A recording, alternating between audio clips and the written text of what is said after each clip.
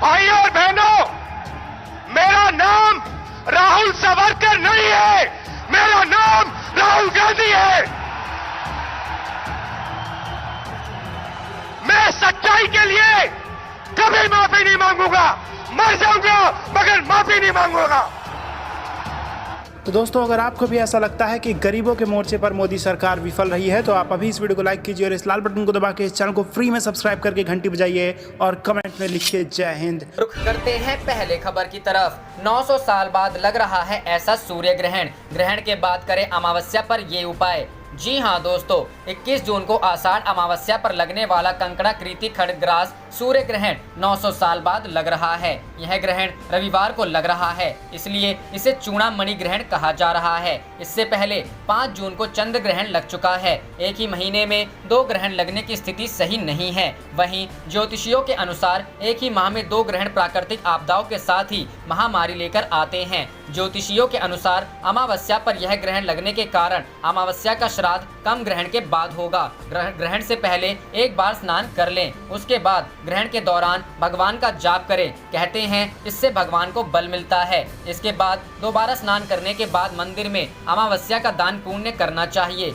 माँ तारा ज्योतिष संस्थान के अनिल मिश्रा के अनुसार मिथुन राशि में होने जा रहे इस ग्रहण के समय मंगल जल तत्व की राशि मीन में स्थित होकर सूर्य, बुध, चंद्रमा और राहु को देखेंगे, जो अशुभ संकेत हैं। अनिल ने कहा कि राहु और केतु 2 सदैव उल्टी चाल ही चलते हैं, तो इस लिहाज से कुल 6 ग्रह वक्रीय रहेंगे। यह स्थिति पूरे विश्व में उथल पुथल मचाएगी। 6 घंटे लंबा होगा ग्रहण। 21 जून को सुबह 9:15 पर ग्रहण शुरू हो जाएगा और 12:10 दोपहर में पूर्ण ग्रहण दिखेगा। इस दौरान कुछ देर के लिए हल्का अंधेरा सा छा जाएगा। इसके बाद 3:04 पर ग्रहण समाप्त होगा, यानी करीब 6 घंटे का लंबा ग्रहण होगा। लंबे ग्रहण की वजह से पूरी दुनिया में इसकी चर्चा हो रही है। 20 जून को लगेगा ग्रहण सूतक काल। 21 जून को पड़ने वाले ग्रहण का सूतक काल 20 जून को सुबह 9:15 पर सूतक काल लगेगा। यह सूतक काल 22 जून को सुबह 9 बजे तक रहेगा। प्रमुख मंदिर और धार्मिक स्थल सूतक काल के दौरान बंद रहेंगे।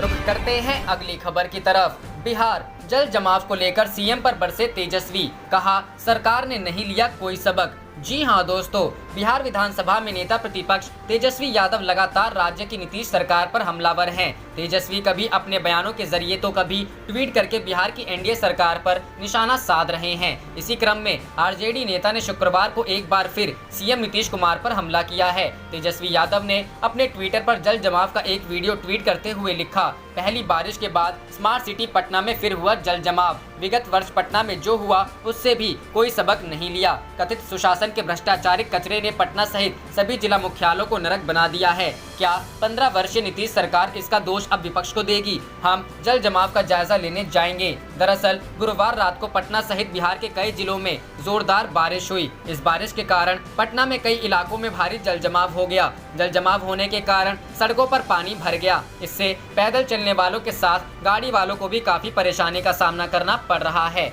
हालांकि राज्य की नीतीश कुमार सरकार बारिश शुरू होने से पहले ही सभी तैयारियों के दुरुस्त होने की बात कह रही थी, लेकिन जिस तरह से गुरुवार की बारिश हुई है उसके बाद सरकार के दावों की पोल खुल गई है। ऐसे में एक बार फिर विपक्ष को सत्ता पक्ष और सरकार पर हमला करने का मौका मिल गया है।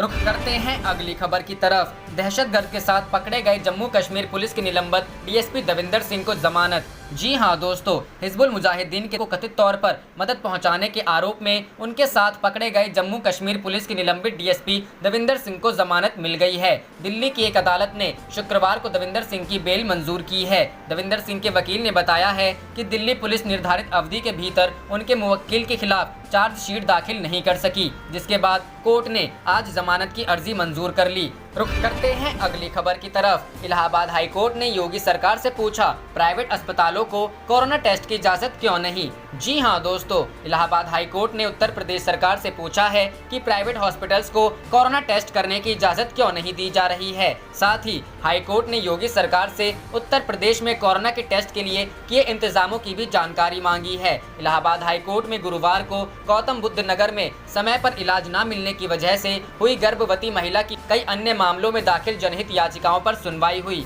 इलाहाबाद हाई कोर्ट के वकील विशाल तलवार की याचिका पर सुनवाई करते हुए जस्टिस पंकज मित्तल और जस्टिस यशवंत वर्मा की डिवीजन बेंच ने यूपी सरकार से पूछा कि ऐसे क्या इंतजाम किए गए हैं जिससे ज्यादा से ज्यादा लोगों की कोरोना जांच हो सके, जांच में कम खर्च आए और रिपोर्ट भी जल्द मिले। हाईकोर्ट ने यह भी पूछा कि जो प्राइवेट अस्पताल ट्रूनेंट मशीन लगाकर कम खर्च में कोरोना जांच करना चाहते हैं उन्हें इजाजत देने में क्या दिक्कत है। हाईकोर्ट ने उत्तर प्रदेश सरकार को जवाब दाखिल करने के लिए 2 हफ्ते का वक्त दिया है। इस मामले में अब अगली सुनवाई 3 जुलाई को होगी। दरअसल नोएडा में गर्भवती महिला की इलाहाबाद हाईकोर्ट में अर्जी दाखिल कर कोरोना की वजह से प्राइवेट व सरकारी अस्पतालों में बंद चल रही ओपीडी को खोले जाने की मांग की गई थी। उस मामले में हाईकोर्ट ने यूपी सरकार से जवाब तलब किया था। हाईकोर्ट द्वारा जवाब मांगे जाने पर योगी सरकार ने शर्तों के साथ ओपीडी चलाए जाने की मंजूरी दे दी थी। वहीं यूपी सरकार ने गुरुवार को हाईकोर्ट में बताया कि 2 राउंड में ज्यादातर अस्पतालों की ओपीडी खोले जाने की मंजूरी दे दी गई है।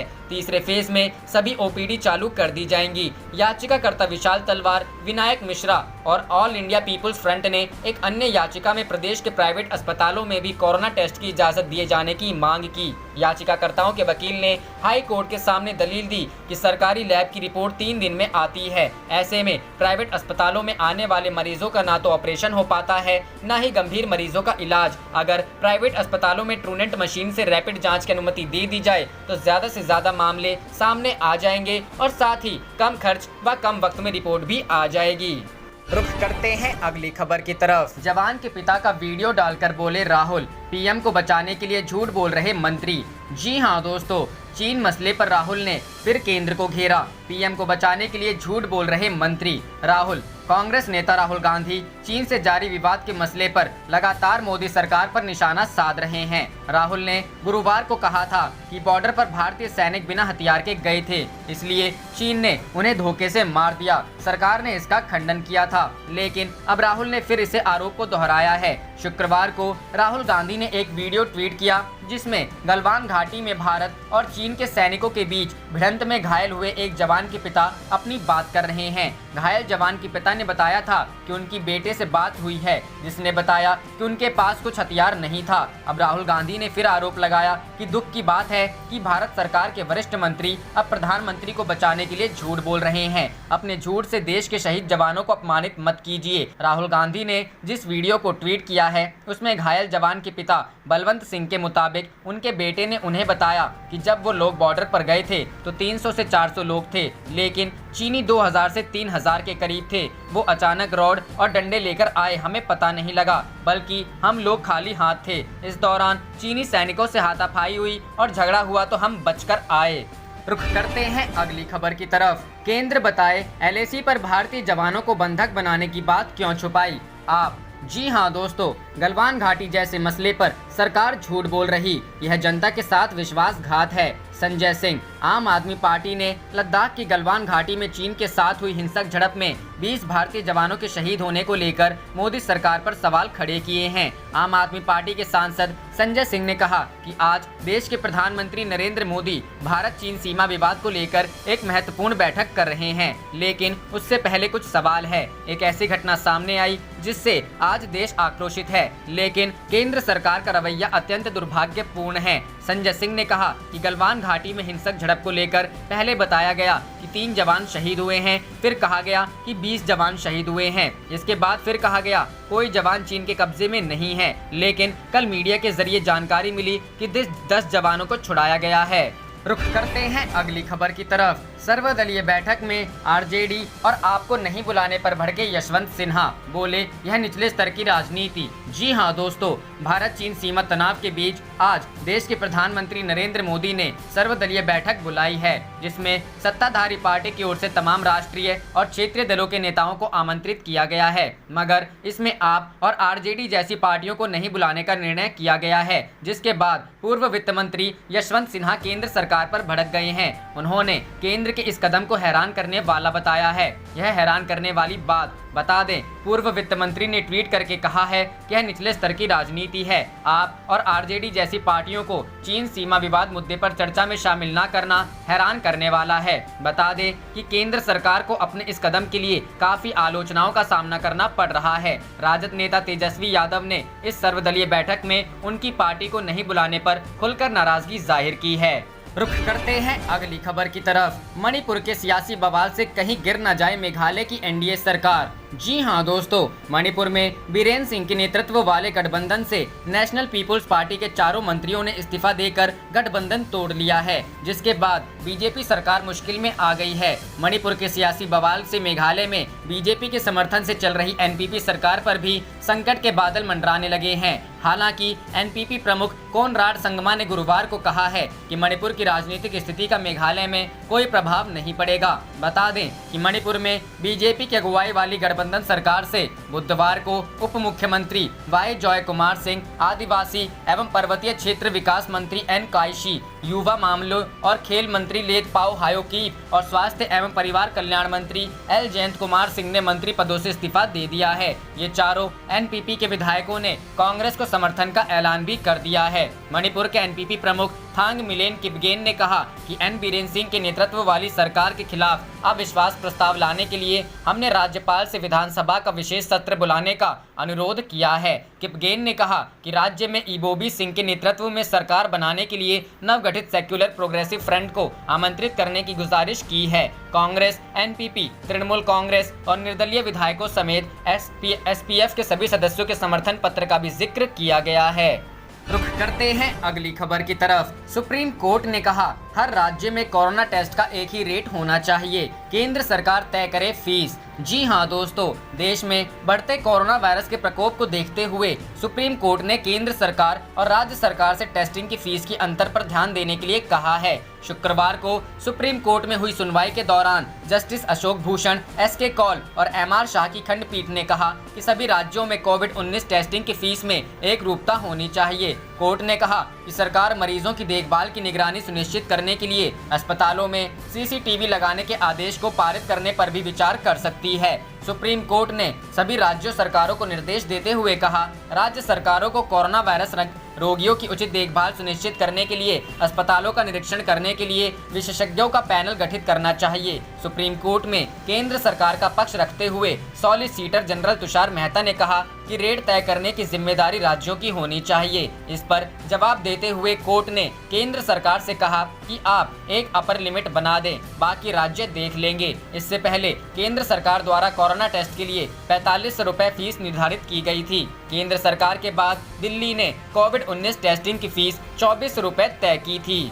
रुख करते हैं अगली खबर की तरफ। भारत चीन की झड़प को लेकर बोले राहुल, सरकार के नींद में होने की कीमत जवानों को चुकानी पड़ी। जी हां दोस्तों, शुक्रवार को कांग्रेस नेता राहुल गांधी ने गलवान में भारतीय और चीनी सैनिकों के बीच झड़प को लेकर भारतीय सरकार पर निशाना साधा। उन्होंने एक ट्वीट में कहा कि अब यह स्पष्ट हो गया है कि पहला, गलवान में चीनी हमला पूर्व नियोजित था। दूसरा, भारत सरकार सो रही थी और उसने समस्या से इनकार कर दिया था। तीसरा, इसकी कीमत हमारे शहीद जवानों को चुकानी पड़ी। उन्होंने अपने ट्वीट के साथ एक समाचार रिपोर्ट अटैच की, जिसमें केंद्रीय मंत्री श्रीपाद नाइक ने कहा है कि 15 जून का हमला चीन द्वारा पूर्व नियोजित था। नाइक ने कहा है कि भारतीय सैनिकों पर हमले की योजना चीन ने पहले से बना रखी थी और भारतीय सुरक्षा बल इसका करारा जवाब देंगे। गांधी ने गुरुवार को भी सरकार पर हमला किया था, जिसमें उन्होंने पूछा था कि क्या भारतीय सैनिकों को लद्दाख की गलवान घाटी में निहत्थे भेजा गया था। गौरतलब है कि बीते 15 जून की रात गलवान घाटी में चीनी और भारतीय सेना की झड़प में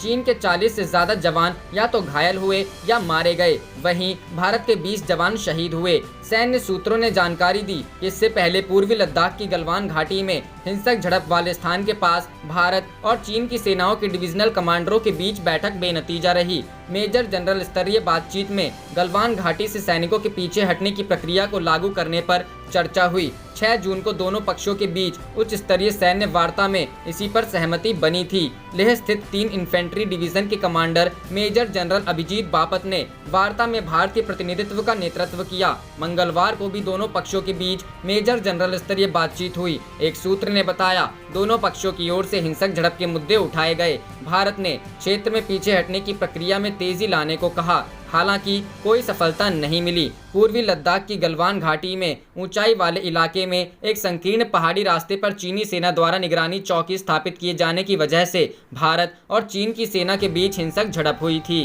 रुख करते हैं अगली खबर की तरफ। गरीब कल्याण रोजगार अभियान से दूर रखने पर पश्चिम बंगाल सरकार ने उठाए सवाल, कहा जिलों की लिस्ट भी नहीं मांगी गई। जी हां दोस्तों, गरीब कल्याण रोजगार अभियान के तहत केंद्र सरकार ने 20 जून से देश के 6 राज्यों 116 जिलों में प्रवासी मजदूरों को रोजगार देने की बात कही है। पीएम नरेंद्र मोदी बिहार के खगड़िया जिले से इस स्कीम की शुरुआत करेंगे। इस बीच योजना को लेकर राजनीति भी शुरू हो गई है। राज्य सरकार के एक वरिष्ठ अधिकारी ने कहा, यह आश्चर्यजनक है कि केंद्र की ओर से उन जिलों की लिस्ट भी नहीं मांगी गई जहां स्कीम के तहत काम कराए जा सकते हैं। उन्होंने कहा कि हम नहीं जानते कि आखिर क्यों केंद्र सरकार ने पश्चिम बंगाल को लिस्ट में शामिल नहीं किया है। आप देख रहे थे आपका अपना चैनल जय हिंद जय भारत।